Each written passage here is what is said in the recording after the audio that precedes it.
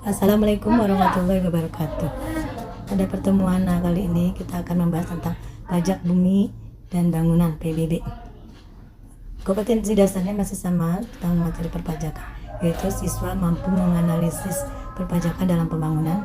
Keterampilannya, siswa mampu menyajikan hasil analisis fungsi dan peran pajak dalam pembangunan ekonomi. Tujuan dari pembelajaran materi pajak bumi dan bangunan adalah siswa mampu menghitung pajak bumi dan bangunan dengan tepat. Sebelum kita menghitung pajak bumi dan bangunan, kita lihat dulu apa itu PBB. Menurut Undang-Undang Nomor 12 Tahun 1994, PBB adalah pengenaan pajak sehubungan dengan hak atas bumi dan atau perolehan manfaat atas bumi dan atau kepemilikan, penguasaan dan perolehan manfaat atas bangunan. Bumi adalah permukaan bumi dan tubuh bumi yang di bawahnya. Permukaan bumi meliputi tanah, perairan, serta laut wilayah RI.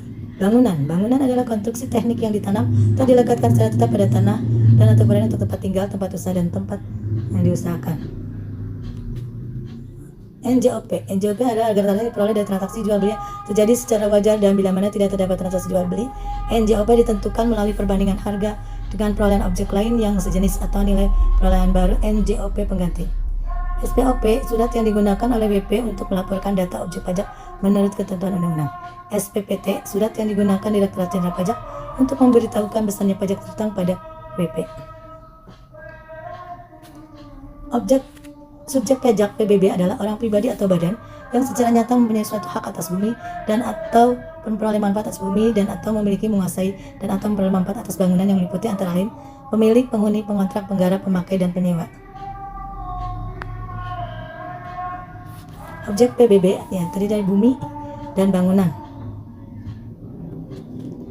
Termasuk dalam bangunan yaitu jalan lingkungan, jalan tol, kolam renang, pagar mewah, tempat olahraga, galangan kapal dan maga, kilang minyak, gas pipa, minyak, fasilitas lain yang memberi manfaat.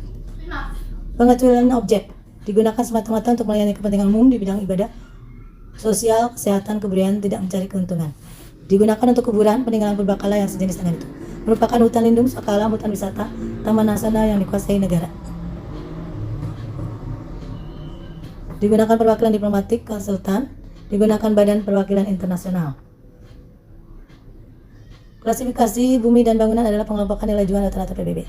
Faktor klasifikasi bumi, letak, peruntukan, pemanfaatan kondisi lingkungan. Faktor klasifikasi bangunan, bahan yang digunakan, rekayasa, letak, kondisi lingkungan. Menghitung PBB. DPP PBB adalah NJOP, dasar perhitungan pajak adalah NJKP, yaitu nilai jual dengan persentase serendah-rendahnya 20% dan setinggi-tingginya 100%. Persentase NJKP ditetapkan sebesar 40%. Objek pajak perumahan yang WP-nya perseorangan atau NJOP 1 miliar, lebih besar 1 miliar. Objek pajak perkebunan sama dengan lebih besar 25 hektar yang akan dikuasai BUMN dan swasta. Objek pajak kehutanan termasuk area blok, tebangan dalam kegiatan pemegang HPH, hak pemungutan hasil dan pemegang pemandan kayu, sebesar 20% untuk pajak lainnya.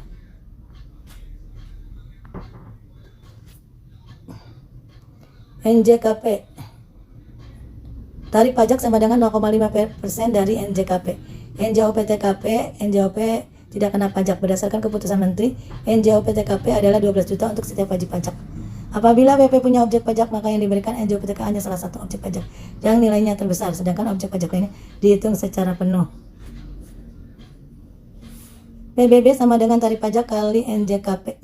PBB 0,5% kali 20%, NJOP dikurangi NJOP TKP. Atau PBB 0,5% kali 40% kali NJOP dikurangi NJOP TKP. Dalam perhitungan PBB dasar tahun takwil sehingga keadaan objek pada Januari tahun bersangkutan yang akan menjadi dasar penentuan pajak terhutang. Jika terjadi perubahan selama tahun berjalan, tidak akan mempengaruhi besarnya pajak yang terhutang untuk tahun yang bersangkutan.